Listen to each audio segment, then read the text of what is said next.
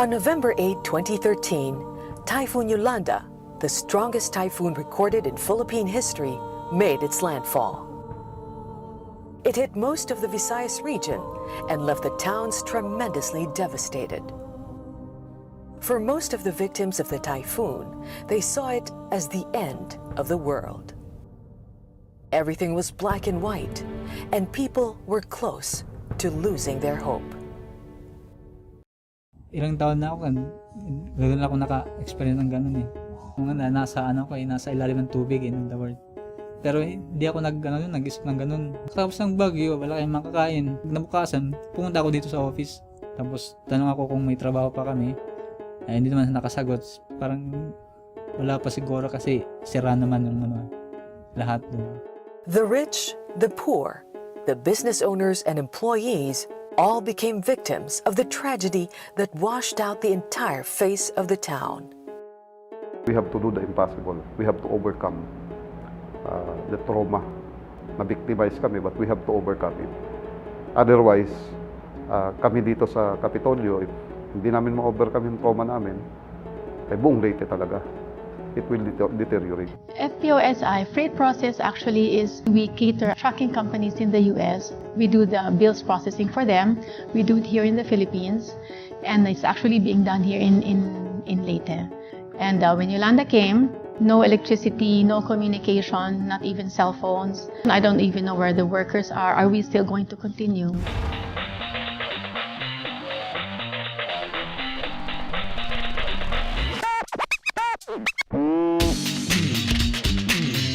Freight Process Outsourcing Solutions Incorporated, or FPOSI, is the first BPO company that operated in Leyte. It was incorporated in early 2013. It is part of the Direct Data Capture Incorporated, or DDC Group of companies. FPOSI was not spared by the wrath of Yolanda. It brought damage to the company's infrastructure and its people. In the midst of chaos and hopelessness, the management decided it was best to close shop. But things began to change. If you will have all experience after Yolanda, I think you're gonna think of a reason of coming back. What actually pushed us to come back was we came from Leyte. Number two was the people that were left behind were actually, you can see them that they're really willing to work. Eventually, this will be over. And when the chaos is over, this town will have to rebuild itself. We want to do our own thing in helping the province. But if we are to help the province, the last thing we should do is abandon. The first thing we should do is actually continue.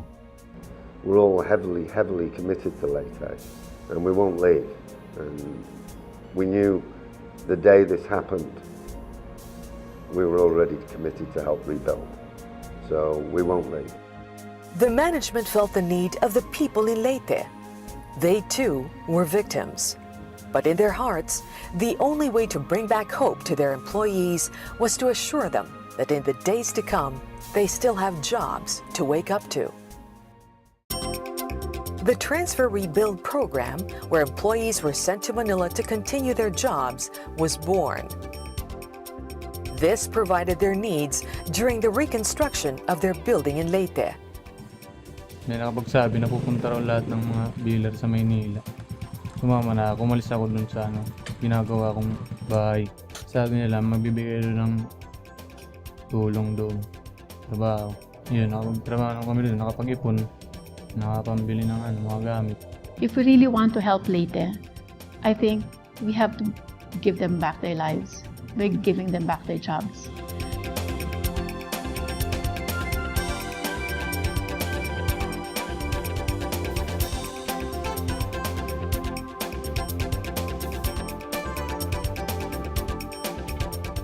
Ako lang yung may trabaho sa amin. So, kailangan ko talaga yung work na to. Sapat na po yung sahod para po matulungan ko ang pamilya ko. So far, nakakatulong naman. At okay na kami ngayon. Ano pa sila ng mga aplikante, tumanggap para naman makatulong din sila sa iba para katulad din sa akin, at least na may trabaho ako dito, kahit ano lang, nakakapagbigay na ako sa tatay ko. It is a complicated business. That's going to open in Typhoon Yolanda area. If that company can open there, why can't others do it? Because at this point, the time for relief is over. It is time for jobs. And if you want to help in Typhoon Yolanda area, goods are good, okay, it will be used. But the most important thing is livelihood and jobs, sustainable ones. And the fastest employer basically are businesses who can relocate there. Do you have confidence in Leyte? Of course we do. We have a great deal of confidence in the local management here in the Philippines. Well, I'm not going to say anything else. The evidence is there to see. You only have to visit the new building and look at the way that it is and how impressive it is. After the storm, the havoc, and the pains that caused distress for the people of Leyte, FPOSI was rebuilt, and with it, the promise of life starting anew for their people. Yes, Leyte is back in business.